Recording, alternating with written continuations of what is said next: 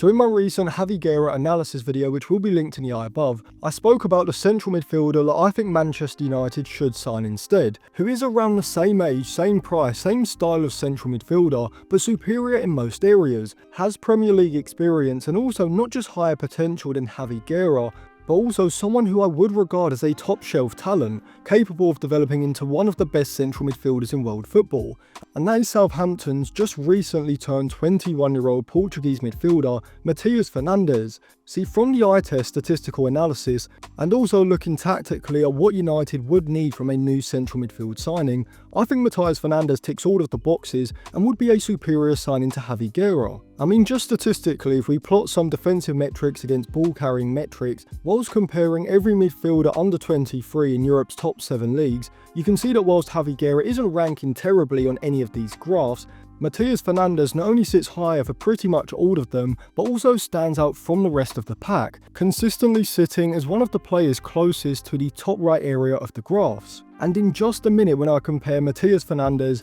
to every other Premier League midfielder last season, it will become clearer as to why I rate him so highly, as well as talking about why I think he could be the perfect signing if United were only going to sign one central midfielder this summer. But before I get into that, if you want to check out any cheap, good quality football jerseys, go over to dragonjersey.com. They've got both current and retro jerseys, including the new Manchester United releases, as well as other clubs for the upcoming season. They sent me over this Manchester United 2006-2007 long-sleeved home shirt with Ronaldo 7 on the back, as well as this Anelka PSG shirt from the 95-96 season. If you use code Atlantis at checkout, you will get a 10% discount. You can also get 30% off all orders over $100 when you use code Atlantis30, so I'll leave it linked in the description and in the comments section below. So Mateus Fernandes' key attributes are his tenacious front foot tackling, his press resistance and his ball carrying, and so even at the age of 21 in July, Fernandes already has a highly complete skill set.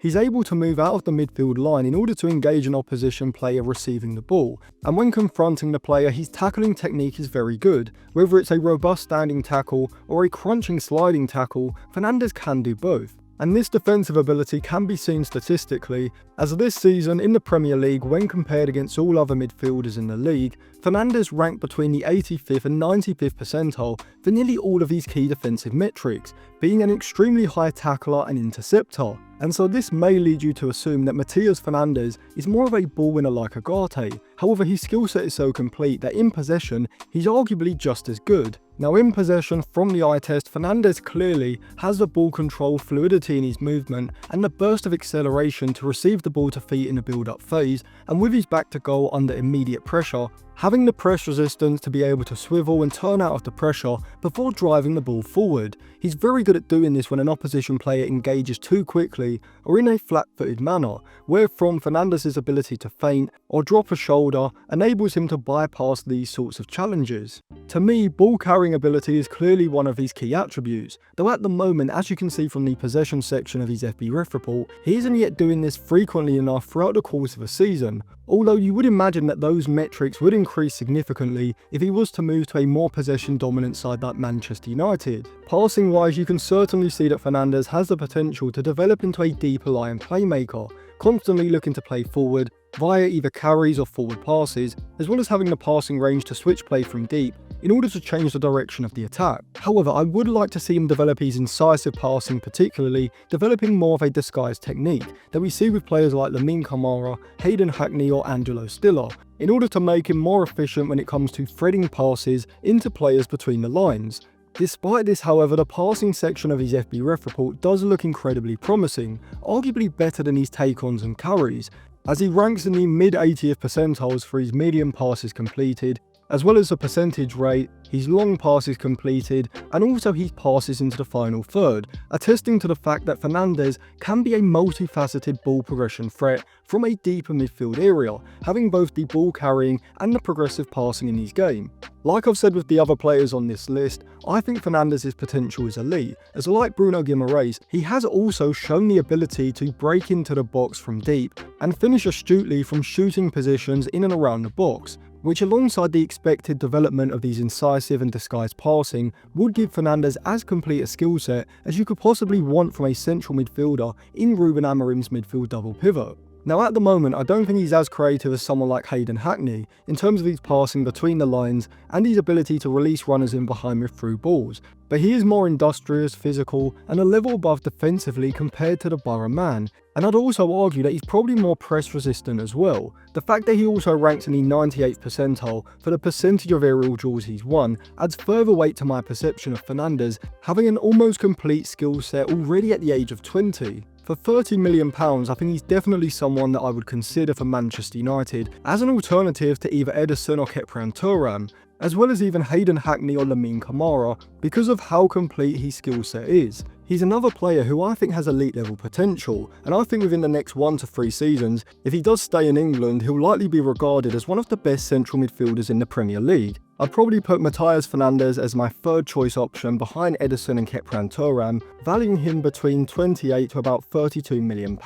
However, because United can't seem to sell anyone at the moment, seeming determined to spunk what budget they have on just 2 players, Thuram and Ederson may be out of the question, considering we are looking at a cut price option like Javi Guerra for around £21 to £25 million, leading me to the conclusion that Mateus Fernandes for around £5 to £7 million more is a far better deal, and there are a few reasons for this. Firstly, as I said in my Javi Guerra analysis video, whilst he is a relatively high volume dribbler and ball carrier, his dribble success rate, as seen from his FB ref report, is quite low, with the amount of times he's been tackled during a take-on, as well as the number of times he's been dispossessed per 90, sitting in the bottom 2 to 3%. Mateus Fernandes, on the other hand, is not only a higher volume dribbler and ball carrier, as seen by his FB ref report over the past 365 days, as we can see from this graph, plotting dribble success rate against the volume of successful dribbles for all under 23 midfielders in Europe's top 7 leagues last season, he not only has a significantly higher dribble success rate than both Javi Guerra and Mainu, but he stands out as a leader of the pack yet again, sitting as one of the closest towards the top right of the graph. Now Javi Guerra may be a marginally better progressive passer than Fernandes, specifically when it comes to splitting the opposition's midfield line and working the ball into the space behind, but as this graph shows, plotting progressive action rate for progressive passes adjusted for possession, obviously compensating for the fact that Fernandes was playing for one of the worst sides in Premier League history, from their positionings on the graph you can see that there's not much between them, and Mateus Fernandes, like with nearly all of the other plot graphs I've shown in this video, is ranking above the median for both metrics. What makes Mateus Fernandes perfect for United is that from a tactical point of view, he has a complete enough skill set to operate alongside any one of Bruno, Ugarte, Casemiro or Kobbie Mainoo, able to sit behind the ball in the rest defence, shuttling across and breaking up attacks if possession is lost and the opposition look to counter quickly. Whilst in the middle third he's more than comfortable operating centrally in tight areas, receiving the ball and linking play with quick bounce passes, reverse passes in behind the midfield line or direct switches of play. And he also has the press resistance needed to drop deep to receive the ball under immediate pressure with his back to goal on the edge of his own box during the build-up phase, whilst also being capable of taking advantage of the space in behind the opposition's midfield line press by powerfully driving the ball through the middle third. And just to round off my argument, when compared against every other Premier League midfielder last season, you can clearly see that on these plot graphs, Mateus Fernandes consistently ranks towards the top right of the pack. Here we see ball carrying frequency and progressive carries against percentage of defensive duels and possessions won, but also doing this when we look at specialised plot graphs as well, for dribble success rate against dribbles completed, progressive carries against ball carrying frequency, and percentage of defensive duels won against the volume of defensive duels won, showcasing both statistically and from the eye test that Mateus Fernandes is one of the most complete central midfielders, both in and out of possession, not just in the Premier League, but also throughout Europe. And considering his likely price tag of around £30 million,